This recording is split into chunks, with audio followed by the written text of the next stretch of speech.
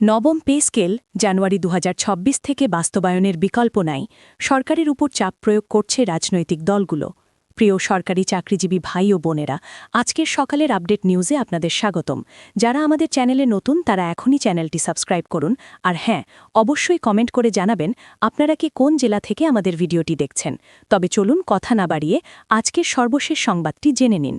আমরা সব সময় যে কোনো তুলনা বা উদাহরণের ক্ষেত্রে আমাদের পার্শ্ববর্তী দেশ ভারত, পাকিস্তান, নেপাল বা ভুটানের কথা উল্লেখ করি এবং তাদের সাথে নিজেদের পরিস্থিতির তুলনা করি।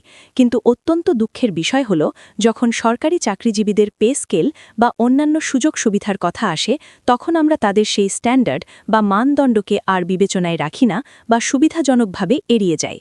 সম্প্রতি দেশের একটি মূলধারার গণমাধ্যমে প্রচারিত সংবাদে দাবি করা হয়েছে যে প্রতিবেশী দেশ ভারতে যখন নতুন পে স্কেল বা পে কমিশন বাস্তবায়ন হয়, তখন নাকি তাদের বেতন মাত্র ৩০ থেকে ৪০% বাড়ানো হয়।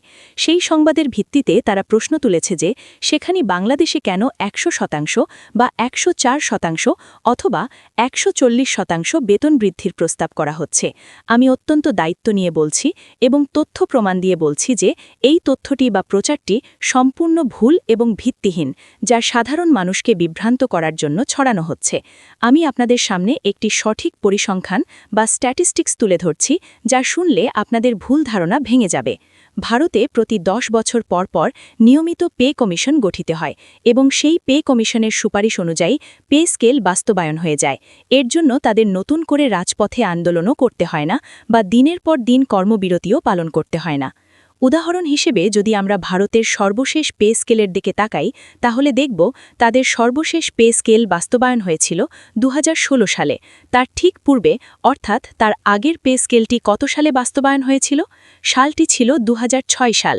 এখন যারা বা যে সকল তথাকথিত বিশ্লেষকরা বলছেন যে ভারতে নাকি মাত্র ৩০ থেকে ৪০% বেতন বৃদ্ধি পায়, তাদের জ্ঞাতার্থে জানাচ্ছি যে ২০০৬ সালে যখন ভারতে পে স্কেল বাস্তবায়ন হয়, তখন তাদের সরকারি কর্মচারীদের সর্বনিম্ন বেসিক বা মূল বেতন ছিল ৭,০০০ রুপি। পরবর্তীতে ১০ বছর পর ২০১৬ সালে যখন ভারতের সপ্তম পে কমিশন বা পে কমিশন কার্যকর করা হয়, তখন তাদের সেই সর্বনিম্ন বেসিক ৭,০০০ রুপি থেকে বেড়ে কত হয়েছিল তা কি আপনারা জানেন?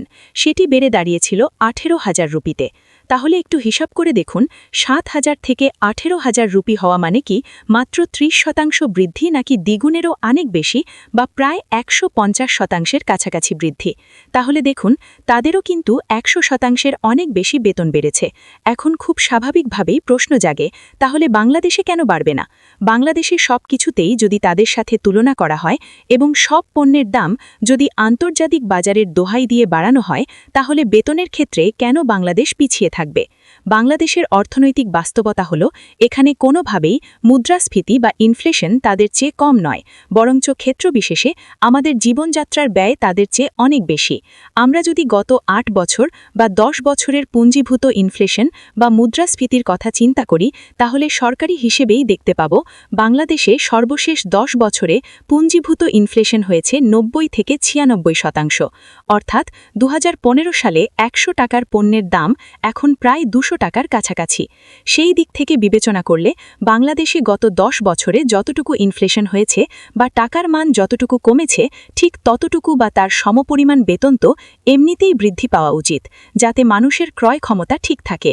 এখন আপনাদের মাথায় রাখতে হবে, এই নতুন বেসিক বা পে স্কেল দিয়ে একজন সরকারি চাকরিজীবীকে আগামী আরও ৮ থেকে ১০ বছর চলতে হবে। তাহলে সেই ভবিষ্যতের কথা চিন্তা করে বেসিকটা কেমন হতে পারে? বেসিকটা স্বভাবতই বর্তমানের ১.৫ গুণ বা দ্বিগুণ বা ২.৫ গুণ হবে, এটাই অর্থনীতির সাধারণ সূত্র এবং এটাই খুবই স্বাভাবিক।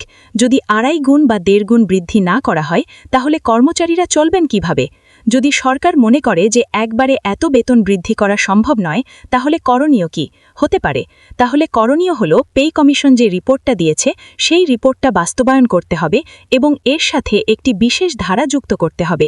সেটি হল, প্রতি বছর বছর দেশে বাজার দরে ইনফ্লেশন বা মুদ্রাস্ফীতি যেমন হবে, ঠিক সেই আনুপাতিক হারে সরকারি চাকরিজীবীদের বেসিকটা স্বয়ংক্রিয়ভাবে বৃদ্ধি করতে হবে। বর্তমানে যে ৫% ইনক্রিমেন্ট দেওয়া হয়, তা বর্তমান বাজারের সাথে সামঞ্জস্যপূর্ণ নয়। ধরুন আপনার বার্ষিক ইনক্রিমেন্ট হচ্ছে ৫%, কিন্তু বাজারে মুদ্রাস্ফীতি মূল্যস্ফীতি হচ্ছে 10% বা 12%। তার মানে আপনার বেতন কাগজ কলমে যতই বৃদ্ধি করা হোক না কেন, আপনি কিন্তু প্রতি বছর আরও 5% করে দরিদ্র হয়ে যাচ্ছেন।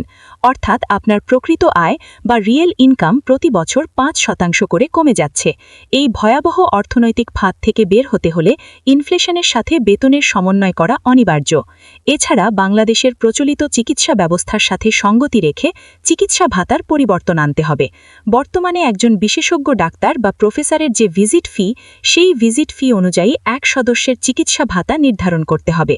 তার মানে বুঝতে পারছেন, যদি একটি পরিবারে 6 সদস্য থাকে এবং তাদের মাসে একবারও ডাক্তারের কাছে যেতে হয়, তবে 6 সদস্যের জন্য চিকিৎসা বাবদ কত টাকা দেওয়া প্রয়োজন। বর্তমানে যে নামমাত্র চিকিৎসা ভাতা দেওয়া হয়, তা দিয়ে একজনেরও চিকিৎসা হয় না। আমরা সবকিছুতেই ভারতকে ফলো করি, কিন্তু যখন সরকারি চাকরিজীবীদের বেতন বাড়াতে হবে বা তাদের সুযোগ সুবিধা দিতে হবে, তখন আমরা আর ভারতকে ফলো করি না, যা দ্বিমুখী আচরণ। আপনারা অনেকেই জানতে চাচ্ছেন এবং উদ্বিগ্ন হয়ে আছেন যে অষ্টম জাতীয় পে স্কেল তো অনেক আগেই হয়ে গিয়েছে, কিন্তু বহু প্রতীক্ষিত নবম জাতীয় পে স্কেলের ভবিষ্যৎ কি হতে পারে।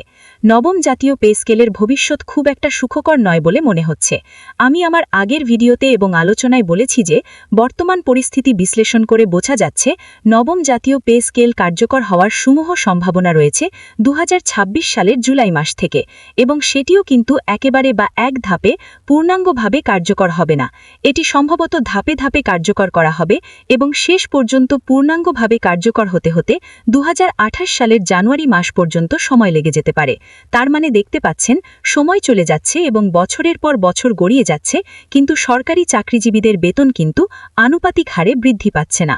আমাদের অর্থনীতির আকার বড় হয়েছে, জিডিপি বেড়েছে, কিন্তু বেতন বাড়েনি। যখনই বেতন বৃদ্ধির কথা বলা হয়, তখনই বাংলাদেশের অর্থনীতিকে অজুহাত হিসেবে দাঁড় করানো হয় এবং বলা হয় সরকার দেউলিয়া হয়ে যাবে। কিন্তু একবার কি ভেবে দেখেছেন বা পরিসংখ্যান ঘেটে দেখেছেন গত 10 বছরে বাংলাদেশের অর্থনীতি কতটা বড় হয়েছে? বাংলাদেশের বৈদেশিক মুদ্রার রিজার্ভ বেড়ে কত হয়েছে? মাত্র 1.5 বছর আগেই বিগত সরকারের আমলে নানামুখী সংকটে বাংলাদেশের রিজার্ভ কমে 17 বিলিয়ন বা 17 বিলিয়ন মার্কিন ডলারে নেমে এসেছিল।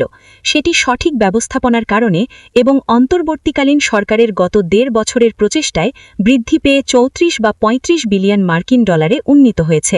দেশের রিজার্ভ বাড়ছে, বাজেটের আকার প্রতি বছর বাড়ছে, ইনফ্লেশন বাড়ছে, জিডিপি বাড়ছে এবং মানুষের মাথাপিছু আয় সেটিও দ্বিগুণ, তিনগুণ, এমনকি 2.5 গুণ হয়ে গিয়েছে। শুধুমাত্র একটা জিনিস বাড়েনি বা স্থবির হয়ে আছে, আর সেটি হলো সরকারি চাকরিজীবীদের বেতন। এই পে স্কেলের রিপোর্টে এমন কিছু সুপারিশ থাকা উচিত ছিল, বা পরবর্তী যখন পে স্কেল বাস্তবায়ন হবে তখন এমন কিছু ধারা রাখা উচিত যাতে মূল্যস্ফীতির সাথে সাথে বেতন বাড়ে। যদি এমনটা না হয়, তাহলে কখনোই সরকারি চাকরিজীবীদের আর্থিক মুক্তি ঘটবে না এবং তারা ঋণের জালে আবদ্ধ থাকবে। সেই জন্য এই ব্যাপারগুলো মাথায় রেখে এবং ভবিষ্যতের কথা চিন্তা করে যদি পে কমিশনের সুপারিশগুলো বাস্তবায়ন করা হয়, তাহলে দেখবেন কখনোই পে স্কেলের জন্য রাজপথে এতটা হাহাকার হবে না বা বিশৃঙ্খলা সৃষ্টি হবে না। 5 বছর বা 10 বছর পর পর পে স্কেলের জন্য সরকারি চাকরিজীবীদের সম্মানহানি করে রাস্তায় নামতে হবে না। পে স্কেল বাস্তবায়ন অবিলম্বে বাস্তবায়নের লক্ষ্যে এবং সরকারের দৃষ্টি আকর্ষণের জন্য সরকারি চাকরিজীবীরা এবং বিভিন্ন সংগঠন মিলে একটি কঠোর কর্মসূচির ডাক দিয়েছে। সেই কর্মসূচি অনুষ্ঠিত হবে আগামী 6 ফেব্রুয়ারি অর্থাৎ শুক্রবার কেন্দ্রীয় শহীদ মিনার প্রাঙ্গণে। সেই মহাসমাবেশ বা কর্মসূচি থেকে যদি পে স্কেল বাস্তবায়নের কোনো সুনির্দিষ্ট আশ্বাস বা গ্যাজেট প্রকাশের ঘোষণা না আসে সরকারি তরফ থেকে, তাহলে সরকারি চাকরিজীবীরা সেখান থেকে ঐতিহাসিক ভুখা মিছিল করবে। আর এই ভুখা মিছিল হবে শহীদ মিনার থেকে সরাসরি প্রধান উপদেষ্টার বাসভবন যমুনা অভিমুখে। যমুনা অভিমুখে গিয়ে তারা সেখানে অবস্থান কর্মসূচির ঘোষণা দিয়েছে এবং দাবি আদায় না হওয়া পর্যন্ত ফিরবে না বলে প্রতিজ্ঞা করেছে। আর ইতিমধ্যে আপনারা দেখছেন যে সরকারি চাকরিজীবীরা অনশন কর্মসূচি এবং কর্মবিরতির মতো কঠোর কর্মসূচি পালন করে আসছে। প্রতিদিন সারা দেশের সরকারি দপ্তরে চাকরিজীবীরা তাদের অফিসের সামনে 2 ঘণ্টা করে কর্মবিরতির আয়োজন করেছে এবং সেখানে কর্মবিরতি হচ্ছে, যার ফলে দাপ্তরিক কাজে স্থবিরতা নেমে এসেছে। এখন আমার সরকারের কাছে এবং সংশ্লিষ্ট নীতি নির্ধারকদের কাছে বিনীত অনুরোধ থাকবে, সরকারি চাকরিজীবীরা কেন তাদের ন্যায্য অধিকারের জন্য রাস্তায় নামবে? সরকারি চাকরিজীবীরা তাদের যৌক্তিক দাবির জন্য কেন রাস্তায় নেমে আন্দোলন করবে এবং কেন তাদের পুলিশি বাধার মুখে পড়তে হবে? এটি তো সরকারি চাকরিজীবীর কাজ নয়, তাদের কাজ জনগণের সেবা দেওয়া। সরকারি চাকরিজীবী হল জনগণের বন্ধু এবং সেবক। তাদেরকে কেন মিডিয়াতে ভিলেন বানানো হচ্ছে এবং জনগণের মুখোমুখি দাঁড় করানো হচ্ছে? কেন কিছু মিডিয়াতে বারবার ঢালাওভাবে মিথ্যা প্রচার করা হচ্ছে যে বেতন বাড়ছে 2.5 গুণ 3 গুণ এবং এতে দেশের অর্থনীতি ধ্বংস হয়ে যাবে? কেন সত্য কথাটা বলা হচ্ছে না যে দীর্ঘ 10 বছর পর বেতন 8,000 টাকা থেকে বেড়ে 20,000 টাকা হচ্ছে, যা বর্তমান বাজারে নস্যি? তাও 10 বছর পরে এই বৃদ্ধি কি খুব বেশি? এই প্রশ্নটা আমার সবার কাছে এবং বিবেকের কাছে থেকে গেল। পে স্কেল বাস্তবায়ন করতে হবে এবং সেটি সময়ের অত্যন্ত যৌক্তিক ও মানবিক দাবি। আজকের বাজারে 8,250 টাকা বেসিক দিয়ে কখনোই সংসার চলে না। এটি দিয়ে একজন মানুষের নিজের খাবার খরচই চলে না, সেখানে পরিবারের কথা বাদই দিলাম। তারপরেও সেটি যদি হয় 6 সদস্যের পরিবার এবং বাবা মা ও সন্তানদের ভরণ পোষণ করতে হয়, তবে এটি অসম্ভব। একজন সাধারণ ডাক্তার দেখাতে গিয়ে বা প্রাইভেট ক্লিনিকে গিয়ে আপনার ন্যূনতম ট্রিটমেন্ট ফি বা ভিজিট বাবদ ও টেস্ট বাবদ যদি আপনাকে গুনতে হয় 1,500 থেকে 2,000 টাকা, তাহলে